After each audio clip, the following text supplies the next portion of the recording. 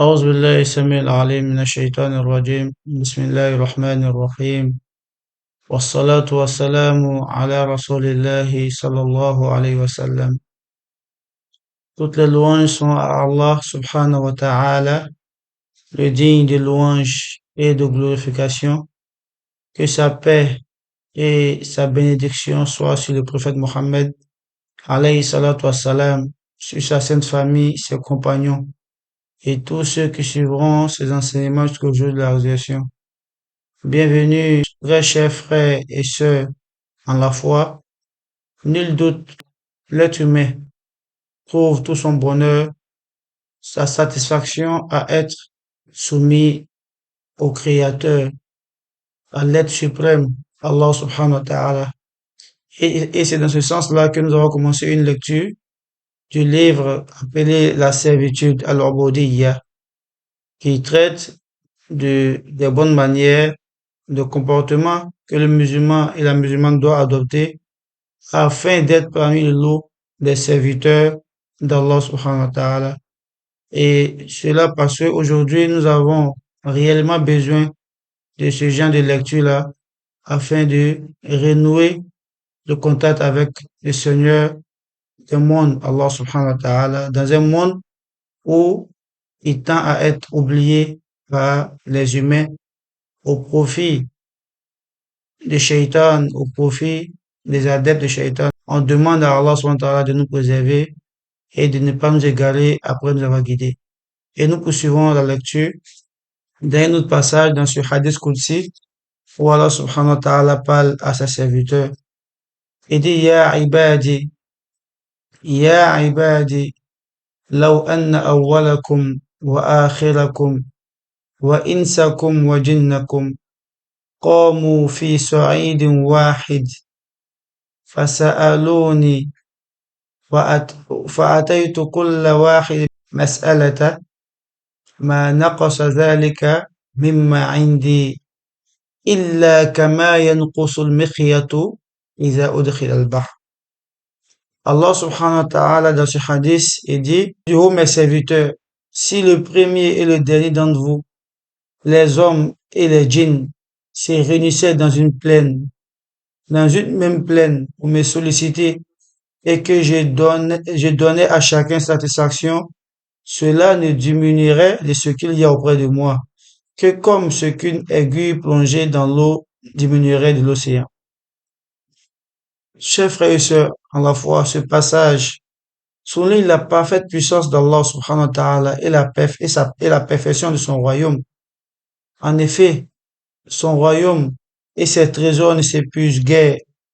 Il ne diminue pas lorsqu'il donne, quand bien même il exaucerait l'ensemble des demandes des premiers et des derniers, des djinns et des hommes réunis dans une même plaine. Cet enseignement exhorte les créatures à solliciter Allah subhanahu wa ta'ala, à lui adresser toutes les demandes. Le prophète Mohammed alayhi salam dit à cet effet, la main d'Allah est pleine, aucune dépense ne l'épuise. Elle déborde la nuit comme le jour. Voyez-vous ce qu'il a dépensé depuis qu'il a créé les cieux et la terre? Cela n'a épuisé en rien ce qu'il y a dans sa main droite. Il a dit aussi, quand l'un de vous invoque, qu'il ne dise point, oh Allah, pardonne-moi, si tu veux, qu'il fasse plutôt preuve de fermeté dans sa demande, que son désir soit grand. En effet, rien de ce qu'Allah donne n'est trop grand pour lui. Abu Sa'id al-Khudri, radiallahu nous confirme cela en disant, lorsque vous invoquez Allah subhanahu wa ta'ala, que votre demande soit ambitieuse, car rien ne peut épuiser ce qui est auprès de lui, Allah subhanahu wa ta'ala. Ainsi, lorsque vous invoquez, soyez résolus, car nul ne peut contraindre Allah subhanahu wa ta'ala. Dans une tradition israélite recueillie par Yazid ibn Harun, rahimahullah, Allah subhanahu wa ta'ala déclare, est-ce en un autre que moi que l'on place ses espoirs dans les difficultés, alors que celles-ci sont entre mes mains, et que je suis le vivant, celui qui subsiste par lui-même. Fait-on confiance à un autre que moi en frappant tôt à sa porte? alors que je détiens les clés des trésors, que ma porte est ouverte à quiconque m'invoque? Qui est celui qui m'a fait confiance en cas d'affliction et à qui j'ai fait défaut? Qui est celui qui a placé ses espoirs en moi dans une affaire importante à qui j'ai ôté tout espoir? Qui a frappé à ma porte sans que je lui ouvre? Je suis la finalité des espoirs. Comment ceux-ci, comment ceux-ci seraient-ils déçus? Suis-je avare pour que mon serviteur me voie comme tel? L'ici-bas et l'au-delà, la générosité et la grâce ne sont-ils pas tous à moi? Qu'est-ce qui empêche les optimistes de me faire confiance? Qu'est-ce qui empêche les optimistes de me faire confiance? Si je rassemblais les habitants des cieux et de la terre, puis je donnais à chacun d'entre eux ce que je donnerais à l'ensemble, et que j'exauçais chacun d'entre eux jusqu'à son dernier souhait, cela n'ôterait à mon royaume pas même un seul organe d'une fourmi. Comment un royaume dont je suis le gestionnaire pourrait-il diminuer? Comment un royaume dont je suis le gestionnaire pourrait-il diminuer? Malheur. Malheur donc à ceux qui perdent espoir en ma miséricorde, et malheur à ceux qui me désobéissent et bravent mes interdits. Malheur à ceux qui me désobéissent et bravent mes interdits. À ce propos, Allah subhanahu wa ta'ala dit dans le Saint-Coran, il dit, Ma indakum yanfaddu wa ma indallahi baq. Là, dans le Coran, il dit, tout ce que vous possédez s'épuisera, tandis que ce qui est auprès de moi demeurera éternellement. Demeurera éternellement. Et quand on plonge une aiguille dans la mer, puis qu'on la retire, la mer n'en a rien diminué. Il en va de même si un oiseau avalait une gorgée. Qu'Allah nous accorde la bonne compréhension, qu'il nous guide sur le droit chemin. On va s'arrêter là pour aujourd'hui.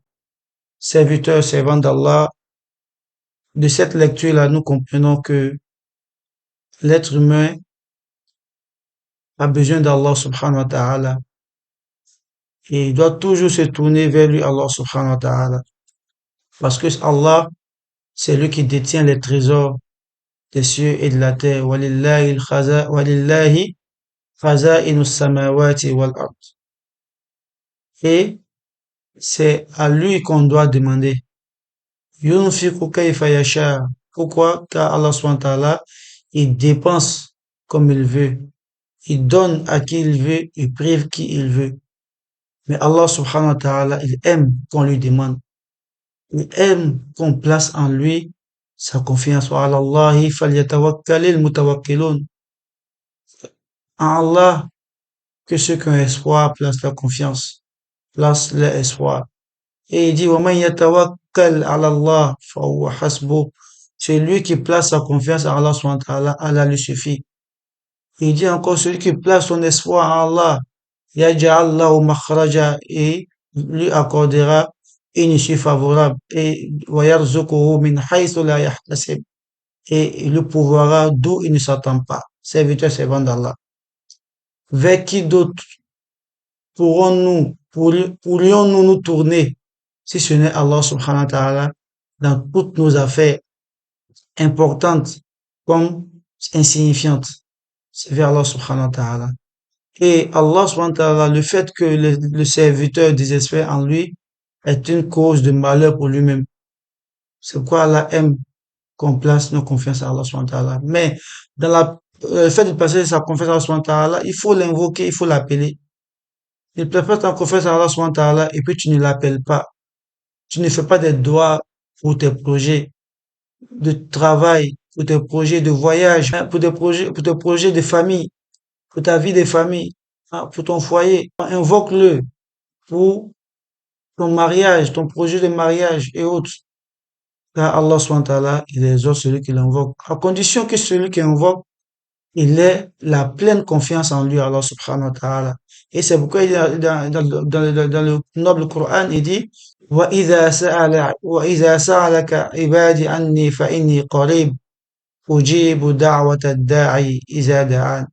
Mohammed, si mes serviteurs demandent après moi, je suis proche, j'exauce l'invocation de celui qui m'invoque à condition فَلْيَسْتَجِيبُوا لِي, qu'il ait confiance que moi, Allah subhanahu wa ta'ala, qu'il réponde à mon appel, فَلْيَسْتَجِيبُوا لِي وَلْيُؤْمِنُوا بِي, qu'il ait foi en moi dans ce qu'il a demandé que moi, Allah, je suis capable d'exaucer cela. Et je vais exaucer cela pour lui. Pour dire en un mot, celui qui invoque, il faut qu'il ait son cœur qui est présent, une confiance totale à Allah subhanahu wa ta'ala et un espoir, une conviction que Allah subhanahu wa ta'ala va l'exaucer. C'est après tout cela qu'Allah exaucera. Même si cela prend du temps, sache que Allah, il a entendu ta prière et il va t'exaucer. Ne tombons pas dans le désespoir jusqu'à se remettre à autre qu'Allah subhanahu wa ta'ala. Car à ceux qu'on se remet en dehors d'Allah, ils sont comme des créatures comme nous. Si tu vas voir un diable, un génie, pour tes affaires, pour ton succès, pour ton bonheur, sache qu'il a été créé, il va finir un jour. Tu vas voir un cheikh, qu'il soit vivant ou mort, pour tes affaires, te confier à lui demander des choses qui relèvent de la capacité exclusive d'Allah subhanahu wa ta'ala, alors sache que ce dernier-là, il a eu un début et il a fin. Mais pourquoi ne pas te tourner vers Al-Hayy allazi la yamut, allazi biyadihi khaza'in as-samawati wal ard? Pourquoi ne pas te tourner vers le Al-Hayy, le vivant qui ne meurt pas, qui détient les trésors des cieux et de la terre? C'est avec lui qu'il n'y a pas de poteau, c'est avec lui qu'on n'échoue pas.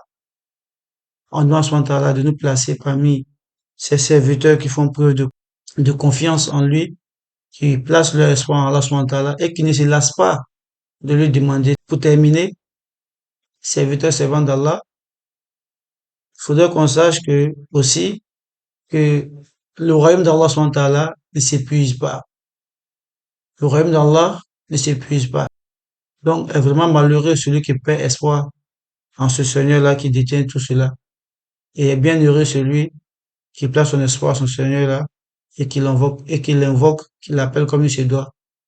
On demande subhanahu wa ta'ala de nous pardonner, de nous accorder l'espoir en lui et d'exaucer tous nos vœux et de nous placer parmi ses serviteurs vertueux. Et je vous dis à la prochaine lecture. Subhanakallah bihamdika. أشهد أن لا إله إلا أنت نستغفرك ونتوب إليك والسلام عليكم ورحمة الله وبركاته